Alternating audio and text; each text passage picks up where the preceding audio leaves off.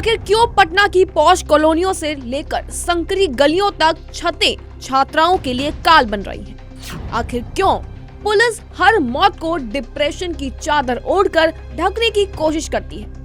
आइए आपको बताते हैं कि आखिर राजधानी क्यों और कैसे बेटियों के लिए असुरक्षित बन गई है। जब एक बाप अपनी बेटी को डॉक्टर या इंजीनियर बनाने के लिए सपने के साथ पटना रवाना करता है तो उसकी आंखों में कई सपने होते हैं।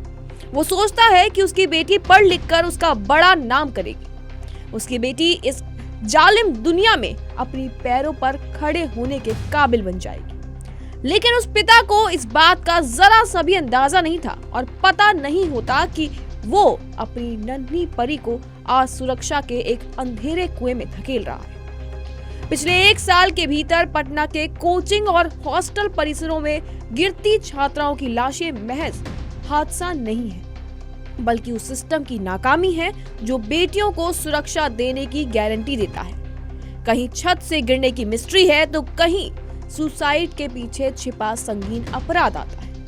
आखिर क्यों पटना की पॉश कॉलोनियों से लेकर संकरी गलियों तक की छतें छात्राओं के लिए काल बन रही हैं? आखिर क्यों पुलिस हर मौत को डिप्रेशन की चादर ओढ़कर ढकने की कोशिश करती है?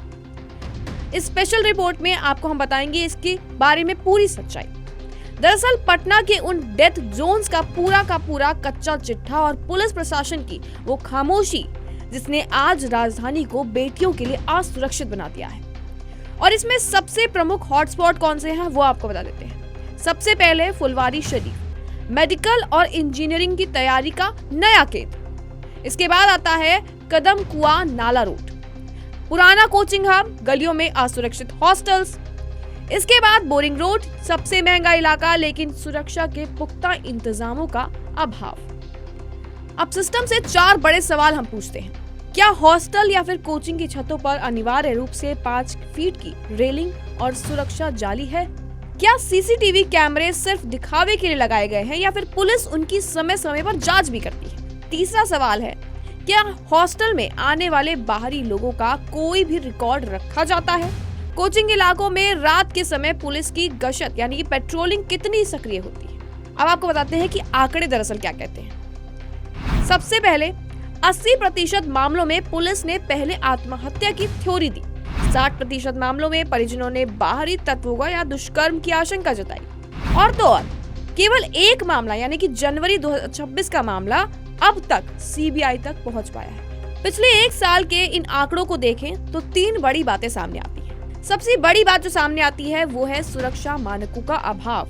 दरअसल पटना के निजी हॉस्टल और कोचिंग संस्थानों में ना तो छत की रेलिंग सुरक्षित है और ना ही सीसीटीवी कैमरों की सही मॉनिटरिंग होती है। पुलिस की शुरुआती थ्योरी बनाम सच सामने आता है। लगभग हर मामले में पुलिस ने शुरुआत में इसे आत्महत्या या फिर नींद की गोली का ओवरडोज बताया, लेकिन बाद में जैसे जनवरी वाले केस में आपको बता दें कि एफएसएल रिपोर्ट और जन दबाव के बाद बलात्कार और हत्या जैसे संगीन मामले सामने आए। इसके बाद जो तीसरा कारण बताया जाता है वो है बाहरी तत्वों का प्रवेश।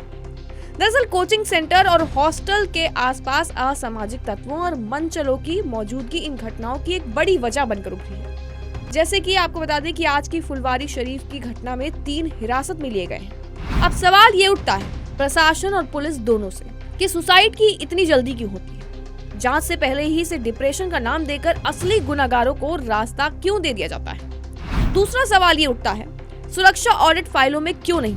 मथरूम की तरह खुले हॉस्टल्स और कोचिंग का आखिरी फिजिकल वेरिफिकेशन कब हुआ था? इसके बाद सवाल है कि धुंधले सीसीटीवी का जिम्मेदार आखिर होता कौन है? क्या पुलिस ने कभी भी ये चेक किया कि संस्थानों के कैमरे चल भी रहे हैं या फिर सिर्फ डमी बने हुए हैं? एंटी रोमियो स्क्वाड कहाँ गायब होती है? कोचिंग के बाहर मंडराने वाले असामाजिक तत्वों पर नकेल क्यों नहीं कसी जाती?